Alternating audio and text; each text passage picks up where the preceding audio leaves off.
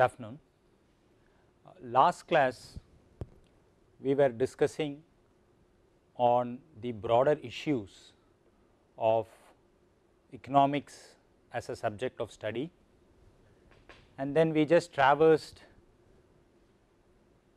along the contours of the economic landscape, where I gave you an understanding at a very broad level what constitutes a nation's economy and why that economics as a subject of study is very important, because we need to create a balance between the society's needs and wants and the availability of the resources which is scarce.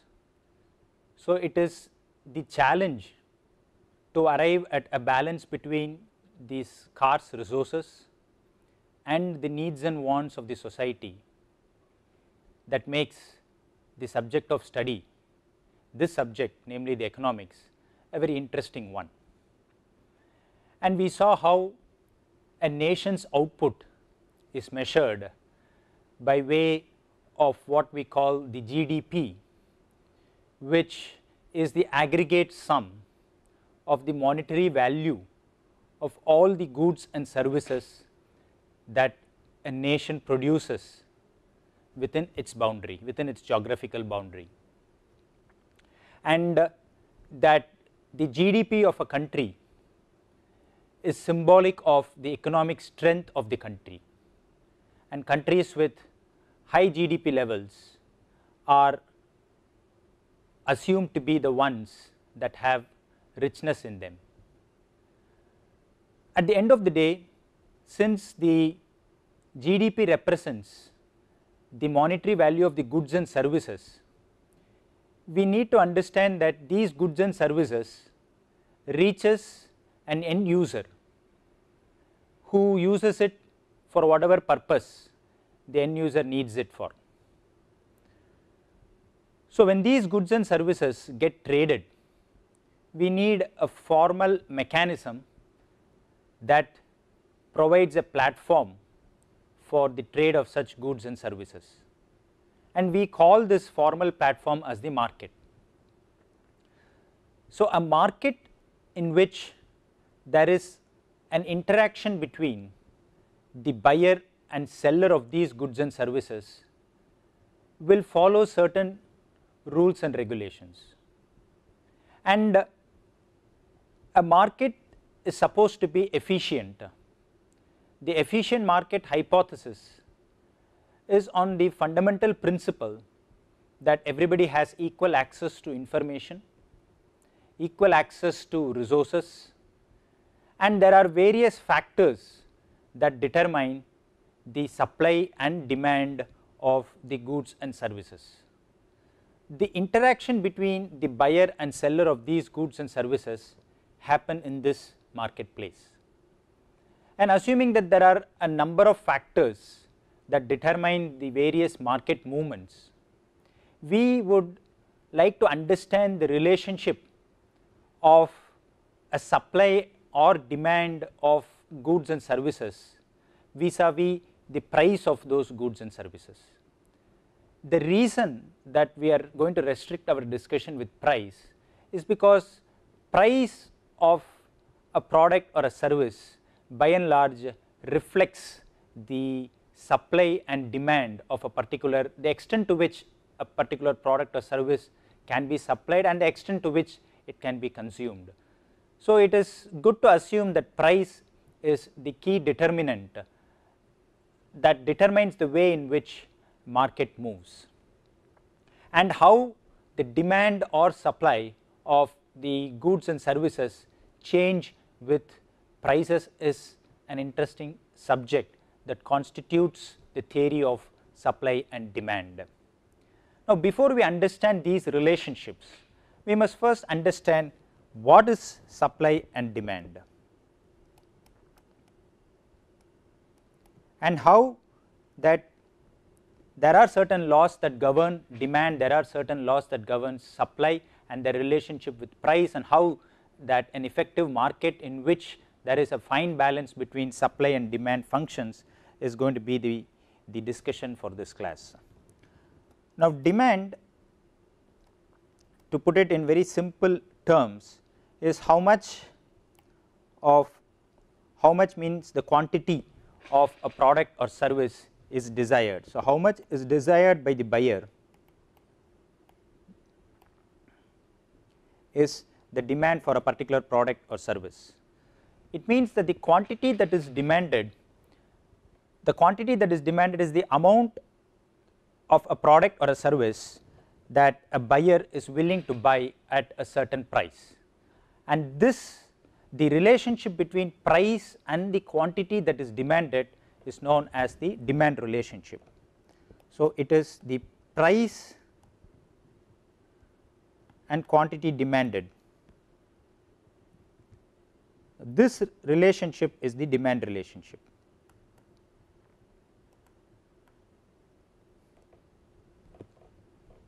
The quantity that is demanded at a particular price, and how this quantity changes with price, the relationship between price and the quantity demanded is the demand relationship. Likewise, supply represents how much can be offered, how much can the market offer, how much can market offer, that is the quantity supplied refers to the amount of certain product, certain good or a service that producers are willing to supply at a given price. Here again the interlinking factor is the price. So, the correlation between price and how much of a good or service is supplied to the market is known as the supply relationship. So, price to quantity supplied, this relationship is the supply relationship. So, we need to understand from the behavior of demand and supply of products and services with changes in price, and this behavior is the fundamental for the allocation of resources in a market, and this we will do by understanding independently the law of demand, the law of supply, and then try to understand how supply and demand within a given market is interlinked. Let us begin with the law of demand.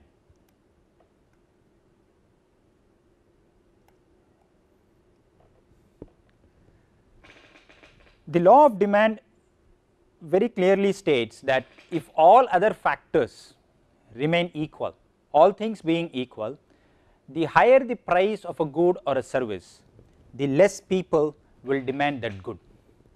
Higher price,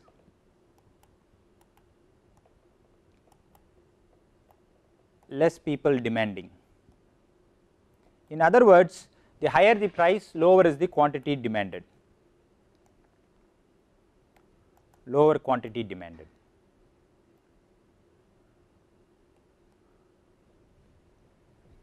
So, the amount of a good that the buyers purchase at a higher price is less, because the price of, as the price of the good keeps on going up, so does the opportunity cost of buying that particular good.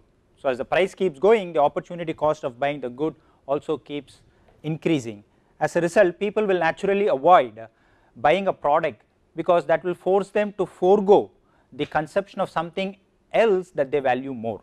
So, as the price increases, so does the opportunity cost of buying that also increases, as a result of which higher the price, lower will be the quantity that is demanded. Now, this can be represented by a downward slope because of the inverse relationship. Very simply, the demand relationship is represented by, let us say this is the quantity demanded and price, it just is a downward slope. So, at 3 price levels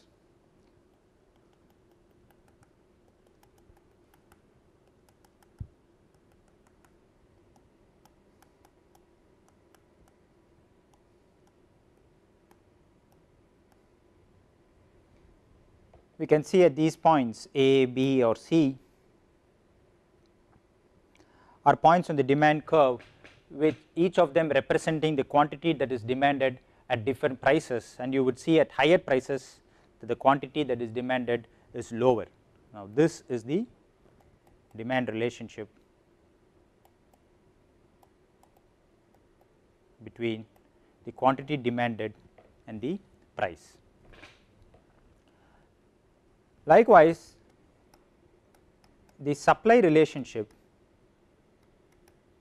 is also pretty straightforward, except that it is just opposite to the demand relationship. The law of supply demonstrates the quantities that will be sold at a certain price. Unlike the law of demand, the supply relationship is an upward sloping one, which means that higher the price, higher the quantity that is being supplied. Higher price, higher quantity supplied. What is the rationale? Opportunity cost was the rationale for law of demand. In this case, producers will supply more at a higher price, because for from a producer's perspective, selling at a higher quantity means higher revenues. So, from a seller's perspective, if you sell more at higher prices, it means more revenues, as a result of which the supply relationship is an upward slope, which means that higher the price, higher is the quantity that is being supplied. So, if we try to plot the relationship graphically, it is just an upward slope, quantity, price,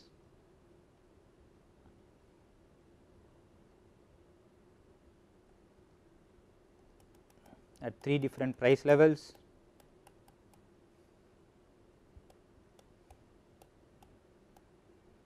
P1, P2, P3.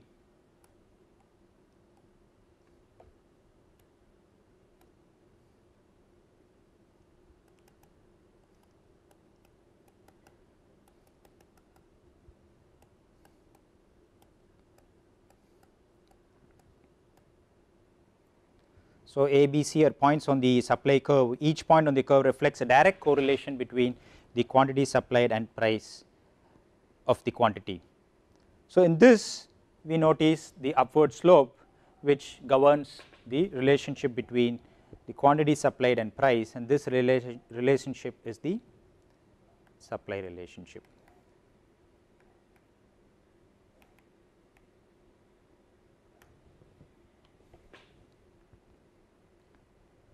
There is another intervening variable that we need to understand properly, is how supply is related to time and supply. Unlike the demand relationship, supply relationship is also a factor of time. Now, time is very important, because for suppliers especially, is because the suppliers must, though they cannot always, react quickly to a change in demand or price. Now, if you look at whether the change in demand or a price is short term or long term, if the demand or price, change in demand or price is short term or long term, is important from a supplier's perspective, because let us say there is, for example, if there is a sudden increase in the demand and price for umbrellas due to a sudden rainy season. Now, from a supplier's perspective, I can meet this sudden increase by just trying to use the existing resources available more optimally, intensify the usage of such resources to meet the sudden increase in demand of umbrellas. As against, let us say we are going to experience a longer duration of rainy season, then using the existing resources to accommodate a longer period of such high demand and prices, it becomes impossible from a supplier's perspective. So, suppliers will have to change their production facilities, get additional resources to meet the long term levels of demand. So, we need to understand that unlike the demand relationship, the supply relationship is a factor of time as well.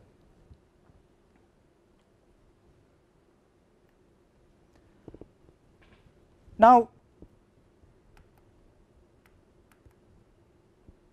we understand from the fundamental law of demand and supply that demand is also related to price and supply is also related to price, as a result of which the common variable here is price, which means, and both supply and demand are related to price, which means supply and demand, the relationship between demand and supply is very interesting to study. The reason is because this is the relationship that underlie the forces behind the allocation of resources. Now, this supply and demand relationship forms the basis for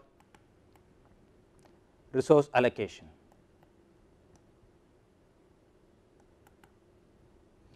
So, in market economics, the demand and supply theory will allocate resources in the most efficient possible way, and hence it is very essential to understand the supply and demand relationship.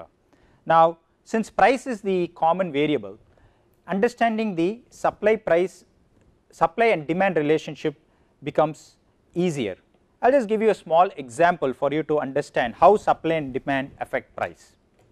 Now, let us for example take that there is going to be a special edition, an audio CD of A.R.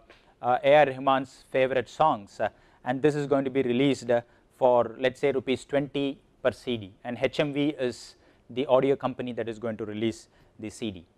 Now, historically the experience of HMV has been that consumers will not demand CDs at a price higher than 20, and if the price of the CD is 20, then there is going to be only 10 CDs that are required, because only 10 consumers can buy the CD for 20. So, the sustainable level is 10, because the opportunity cost is too high for suppliers to produce more.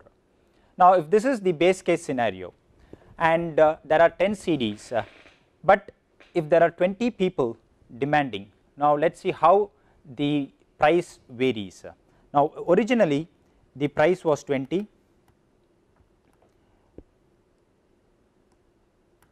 and 10 CDs. Now, we have 20 people demanding CDs. Now, these 10 CDs are demanded by 20 people. The price will subsequently rise, because now it is, according to the demand relationship, the competition is between these 20 for only a limited number of 10 CDs, which means only 10 people can be given these CDs, and only prices higher than 20 can support this 10 number, because that is how the demand price relationship works. So, consequently the rise in price as a result of this limitation will encourage more supply, because an increase in price should result in a prompt increase in the supply of CDs. Now, that explains how when the price increases, there will be a natural tendency to increase the supply of CDs, because that is how the supply price relationship is governing. So, at higher price, more will be the supply. Now, if however, let us assume that there are 30 CDs that are produced, and let us not change the demand still remains at 20. Now, here is a different case where 30 CDs are produced and demand is still at 20. The price will not be pushed up in this case, because the existing supply more than accommodates the demand. In fact, after the 20 consumers have been satisfied at the existing price level of 20, the price of the leftover CDs will actually drop, because the CD producers will attempt to sell the remaining 10 CDs, as a result of which the price gets lowered and the CDs become available to people who previously decided that the original cost of CD, which was 20, that opportunity cost of buying was too high. Now, when the price gets lowered, people start buying. So, this is one example for you to understand how the supply and demand affect price. Now, let us see if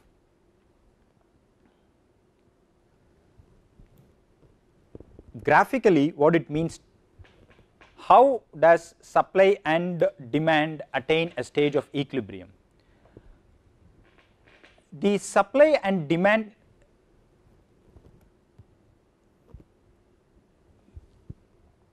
are assumed to be equal when the supply function and the demand function, let us represent it graphically, intersect at that point of intersection. Let us for example take as usual quantity, price, we know that this is the supply, this is the demand relationship. Now, the economy is said to be at a stage of equilibrium when the supply function and the demand function intersect. At this point, the allocation of the goods is at its most efficient because the amount of good that is being supplied at a given price is exactly the same as the amount of good that is demanded at the same price. As a result of which, every firm, every individual or the nation as a whole is satisfied with this stage of equilibrium, which means at that given price the suppliers are selling all their goods that they have produced, and at the same price the consumers are getting all the goods that they are demanding. So, this represents the stage of equilibrium.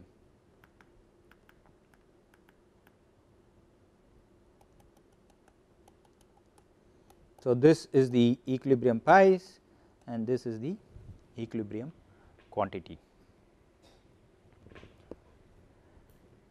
But market economics do not operate as simple as this graphical illustration is. More often than not, we have stages of disequilibrium.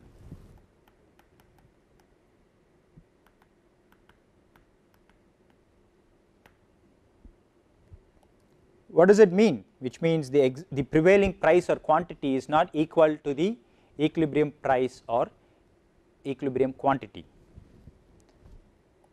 Now, disequilibrium will occur if there is excess supply or excess demand, excess supply or excess demand.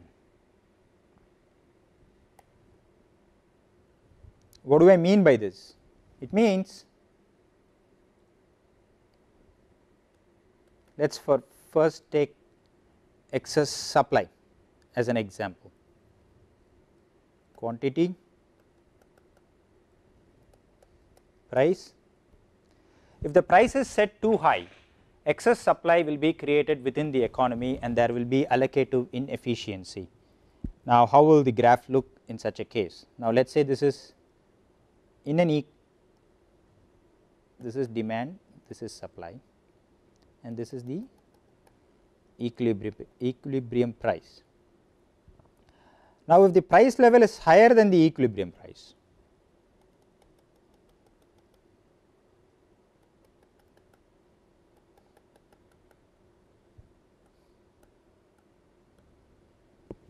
so at this new price of P1, the quantity of goods that the producer wished to supply is indicated by Q2, because that is the point of intersection with the supply curve.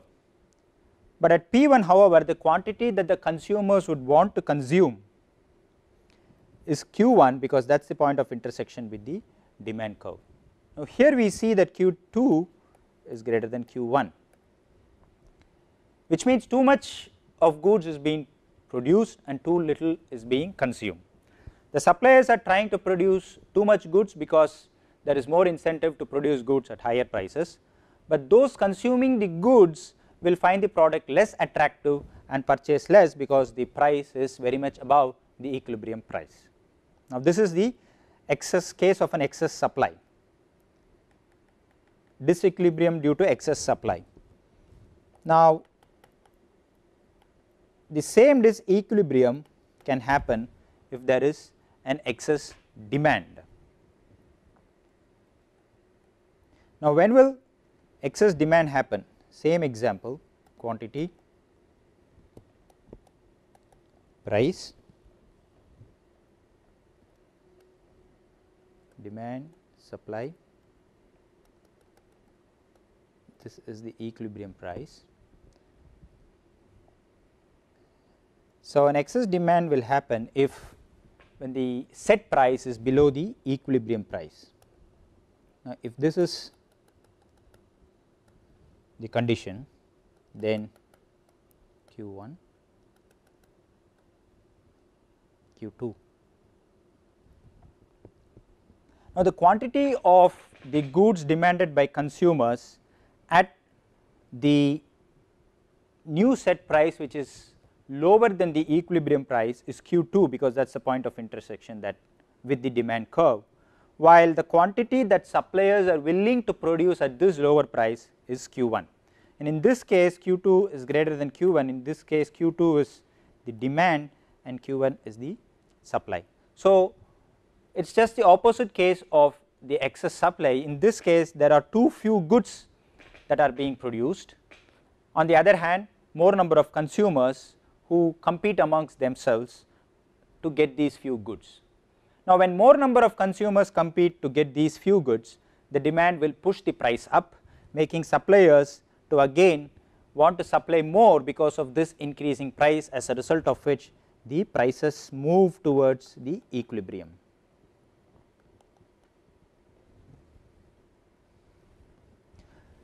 So, it is this push from the demand side that moves the prices towards the equilibrium price, and this relationship actually governs the demand supply relationship that always tries to push the market towards the equilibrium stage, so that the prices settle at the equilibrium price and the quantity that is demanded and supplied settles at the equilibrium quantity.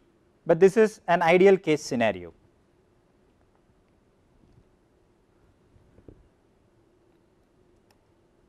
There are also shifts and movements in the market.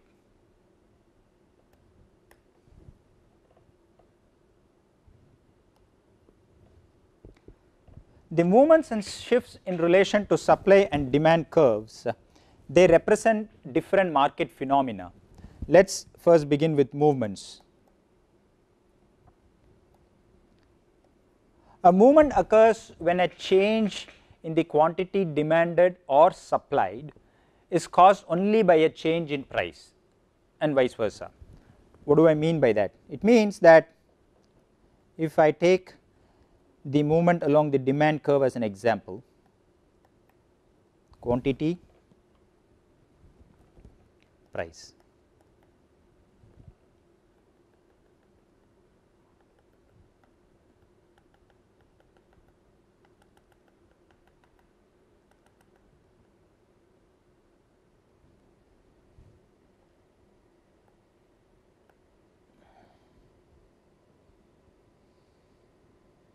So, a movement refers to a change along the curve, and in this case it is the demand curve.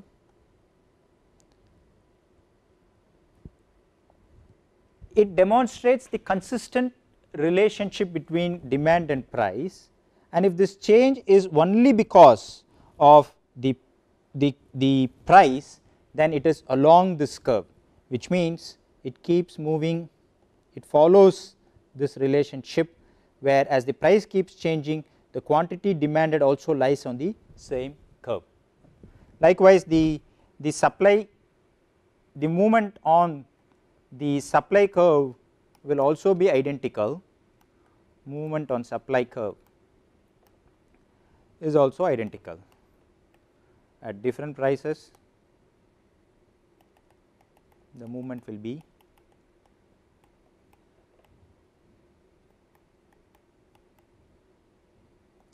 the supply. So, this movement along the supply curve will follow this curve, because when a change in quantity supplied is caused only by a change in price, then the relation, to demonstrate the consistency of the relationship, that movement will be only along the supply curve.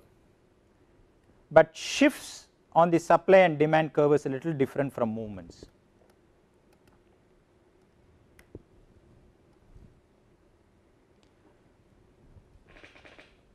A shift is different from a movement, because in shift, a shift in a demand or a supply, shift can happen in both demand as well as supply.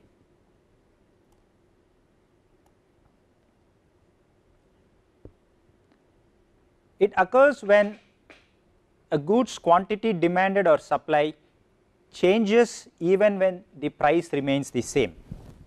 For example, if I need to just graphically illustrate this, let us take for example the shift in the demand curve, quantity, price, this was the original demand,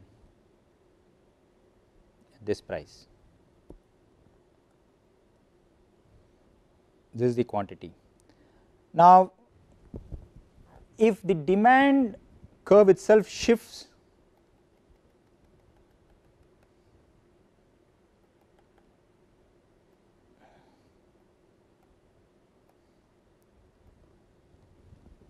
here is a case where price remaining same, the demand shifts to a new curve. For example, if let us say the price of a lemonade was 2 rupees and the quantity of lemonade demand increased from Q1 to Q2, then there would be a shift in the demand for this lemonade. This is the shift.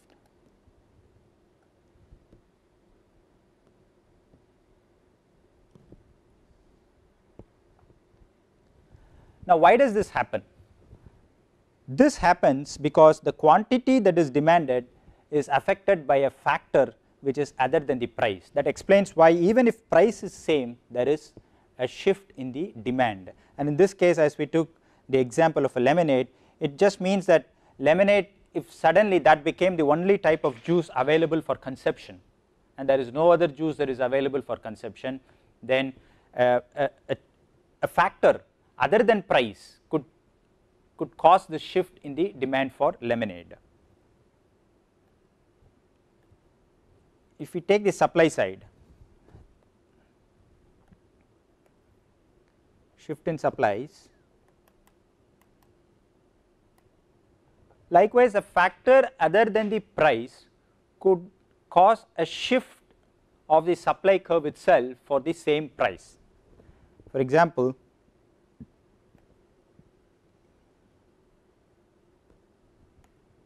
quantity, price. If this was the first supply curve,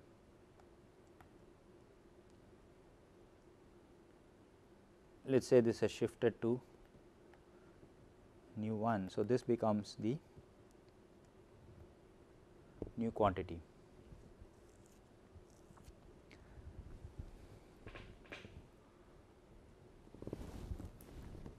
Now, let us take the same example of a lemonade. Let us assume that there is a natural disaster as a result of which the supply of lemons itself is severely affected. Now, this will explain the shift in the supply curve for the lemonade, because lemonade manufacturers would be forced to supply less lemonade for the same price, and that explains why at the same price the shift in the supply curve explains why there will be less quantity of lemonade that is being supplied at the same price. So, movements and shifts are a little different, because in shift factors other than the price will cause a change in the supply or the demand curve, as a result of which at the same price you will have two different quantities that are demanded or supplied.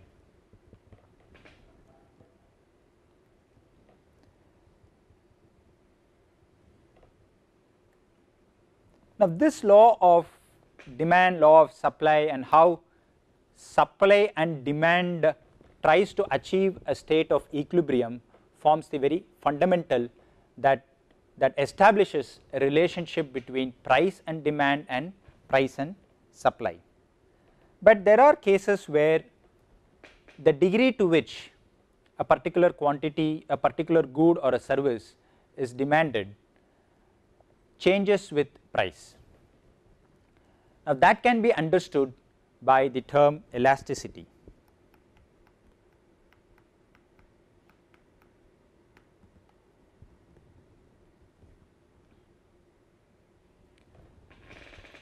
The degree to which a demand or supply curve reacts to a change in price is the curve's elasticity. So, a curve's elasticity, whether it is supply or demand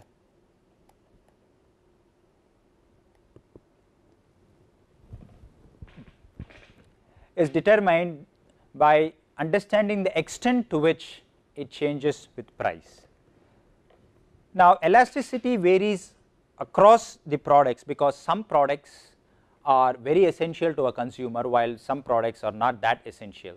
So, the sensitivity of the quantity that is supplied or demanded with price is based on how critical that particular product or service is to the consumer.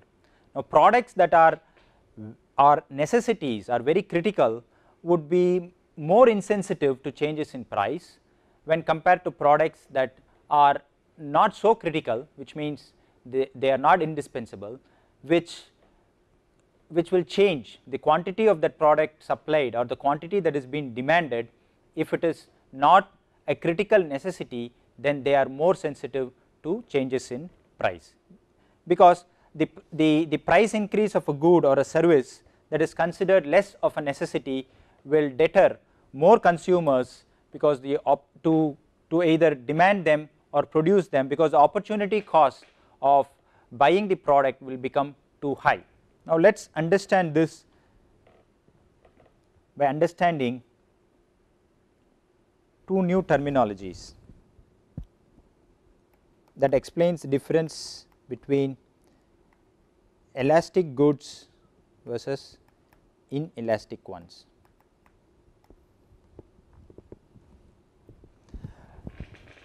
A good or a service is highly elastic. Elastic good means if a slight change in price leads to a sharp increase, not necessarily increase, leads to a sharp change in the quantity demanded or supplied, then such a good is an elastic good. Slight change in price results in sharp change in quantity demanded or supplied.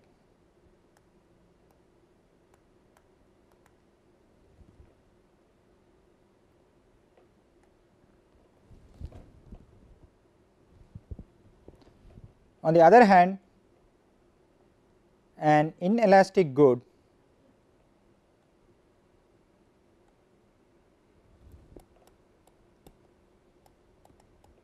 is just the converse. Change in price will witness only modest changes in the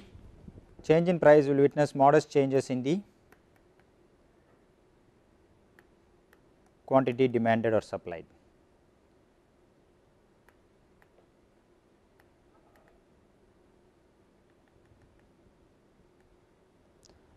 Now, classically these goods tend to be the things that are more a necessity to the consumer in his or her daily life. So, these are all critical goods and services.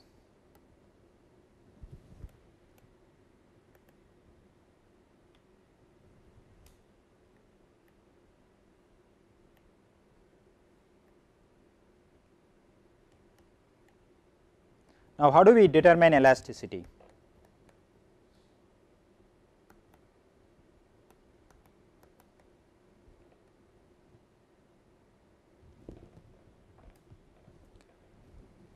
This is a small equation, because we are trying to measure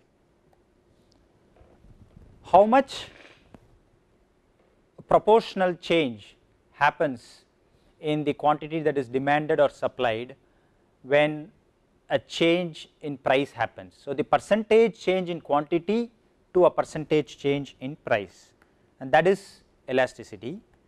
So, elasticity will be percentage change in quantity to percentage change in price.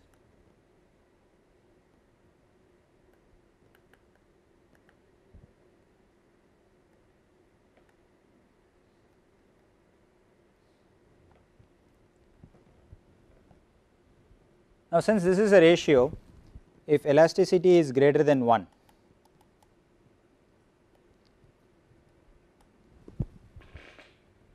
or equal to 1, the curve is considered to be elastic. If it is less than 1, curve is inelastic.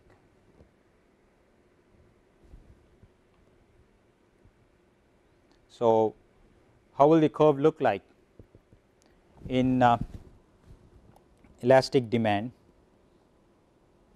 Let us say we are talking the demand curve to see how elastic a demand curve is. Quantity, price,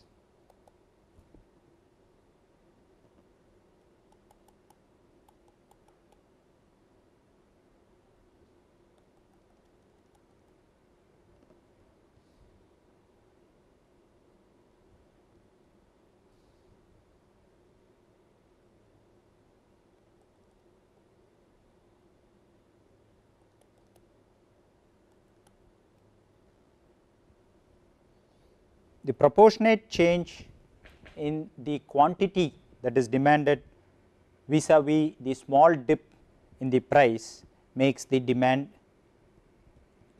this demand curve elastic, as against an inelastic demand where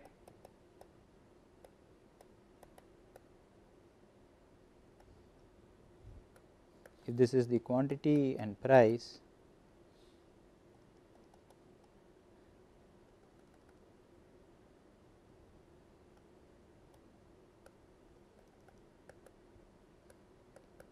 for huge changes in price, the quantity is not that sharply affected, there is only a modest change. This explains the inelasticity of the demand. Likewise, the supply, inelastic supply curve will look this way.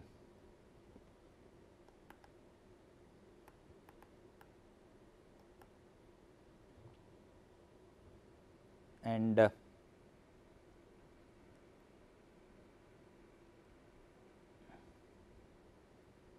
elastic supply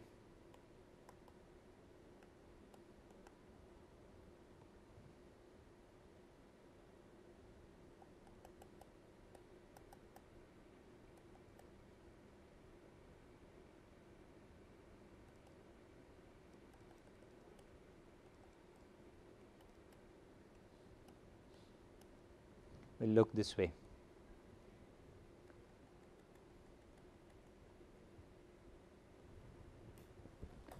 So, elasticity curve measures the extent to which a particular good or a service reacts to changes in price, and based on what type of goods and services that we are talking about, we will understand whether that particular good or service is an elastic or an inelastic relationship. Critical services are insensitive to price, and hence goods and services which are of critical use are inelastic goods. Conversely, those that are very sensitive to price changes, which means that have a number of other substitutes and hence not that critical, are elastic, because a small change in price causes huge differences in the quantity that is demanded or supplied. So, what we will try to do next class is we will try to understand the factors. Now, actually the elasticity curve that I just mentioned assumes that the income level is constant, assuming that there is no change in the disposable income that is available at the hands of the end user.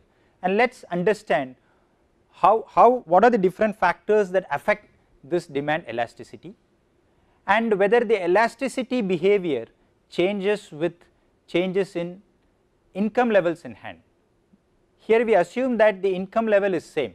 If the income that is available in hand increases, then is there a change in the elasticity characteristics, whether it is supply or demand curve, whether there is change in the elastic behavior of the demand or supply curve with changes in income that is available, is something that we will see in next class. Thank you.